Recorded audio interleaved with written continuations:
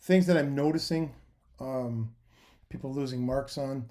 Um, so this is done. This could be any project you're working on. It's done. Make sure that you finally, when you're done, you go save as, and what we're going to do now is we're going to make sure we save the final version into the finished project folder, and we'll actually name that properly. We're going to call it um, basically in this case here, this is lesson 10. I'm just going to call it lesson 10 final, because this is the absolute final version of that AEP file. I want to make sure it's going in that finished project folder. So that's going to be the final version, right? So take my playhead back, 0 seconds, 0 frames.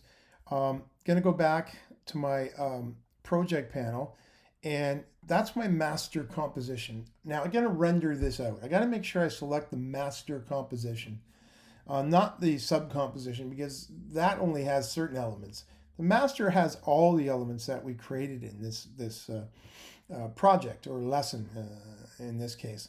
So what we're going to do now is we're going to go to composition, and what we're going to do is we're going to add that to the render queue, and the render queue is now open.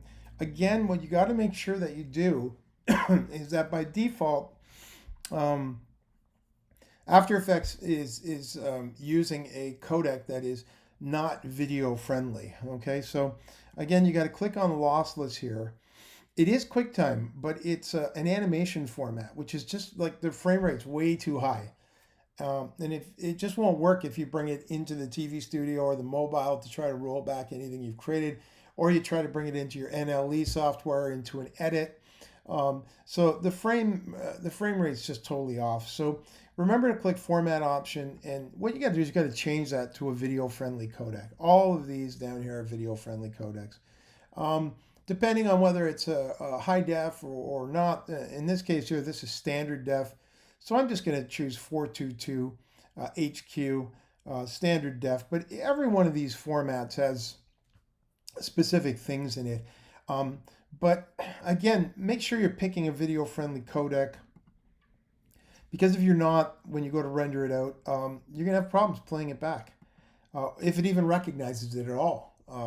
Which is a problem a lot of you are doing. You're sending me sample movies that I can't open because there's like the codec isn't anything I can use. So, and also make sure not yet specified. This is where you tell it what folder to go to. So again, make sure you're navigating to your master folder, and in your master folder, make sure it's going to the sample movie folder. And then finally, you hit the render button. And depending on how big of the project is and what's involved in it, once you get that magic wand, so I go into my sample movie, and there we go. There is my project. That is a video-friendly codec. I can bring it into the mobile unit TV studio for media playback, or I can edit it into my NLE software. So make sure you're doing that, because, again, that's a problem. All right.